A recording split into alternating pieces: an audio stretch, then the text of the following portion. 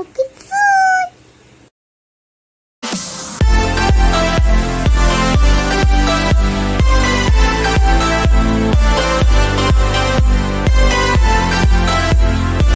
ஒரு அடர்ந்த காட்டில் ஒரு ஆடும் அதன் குட்டியும் வாழ்ந்து வந்தன.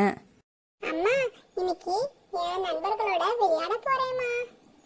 சரிப்பா, சீக்கிரமாவே வந்துடணும். பார்த்து பத்திரமா விளையாடிட்டு வாங்க. சரிம்மா, சீக்கிரமா வந்துடுறேன். நானும் விளையாட வரேன்ப்பா, என்னையும் சேர்த்துக்கோங்க. நீதான்ப்பா ஓடி வந்து எங்களை பிடிக்கணும். சரி, நீங்க போங்க, நான் ஓடி வந்து பிடிக்கிறேன். நண்பா, நீதான் எங்களை பிடிக்கணும். சீக்கிரம் வா. ரெண்டு பேரும் ஒரு ஒரு திசையில ஓடினா நான் யாரை பிடிக்கிறது? ஜாலி, நான் தான் வேகமா ஓடுறேன். என்னால உன்னால பிடிக்கவே முடியாது. இப்ப நான் உன்னை பிடிக்கிறேன், நீ ஓடு. இல்லப்பா, இப்பவே நேரமாச்சு. அம்மா வேற தேடுவாங்க. நான் கிளம்புறேன். நம்ம நாளைக்கு விளையாடலாம். பொழுது சாயும் நேரம் ஆகியது. அச்சச்சோ, இருட்ட வர போகுது. அம்மா வேற தேடுவாங்க. நாம சீக்கிரமா வீட்டுக்கு போயாகணுமே.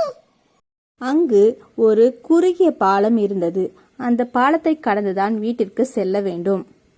ஆட்டுக்குட்டி பாலத்தை கடக்க வந்தது. பாலத்தில் ஏறியது. மறுமுனையில் பெரிய ஆடு ஒன்று வந்தது. ஆட்டுக்குட்டி, எனக்கு வழிவிடு. நான் வீட்டுக்கு போயாகணும். இல்ல, நான் தான் இந்த பாலத்து மேல முதல்ல வந்தேன். வழியெல்லாம் விட முடியாது. எனக்கு நேரமாகுதுப்பா, கொஞ்சம் வழிவிடு.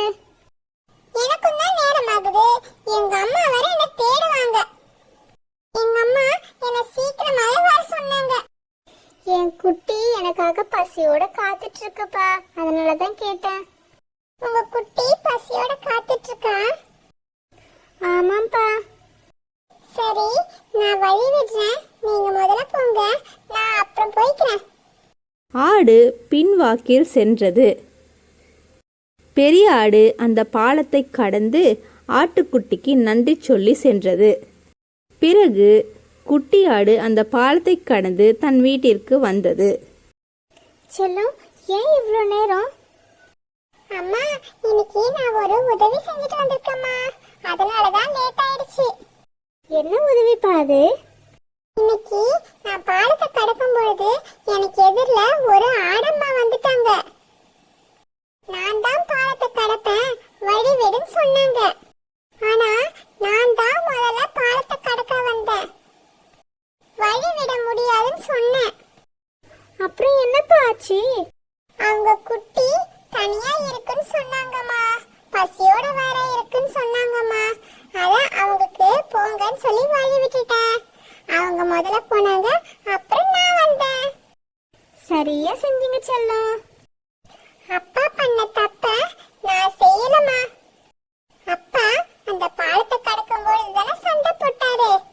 இதனால தானே கீழே விழுந்து இறந்துட்டாரு. அதே தப்ப நானும் செய்ய விரும்பலமா. சரியா செஞ்சீங்க செல்லம். விட்டு கொடுத்து வாழ்வதே சிறந்த பண்பு. ஹாய் குட்டீஸ், நாமளும் எல்லா விஷயத்துலையும் விட்டு கொடுத்து வாழ்ந்தா நாமளும் சந்தோஷமா நல்லபடியா இருப்போம். Thanks for watching. Like, subscribe and comment.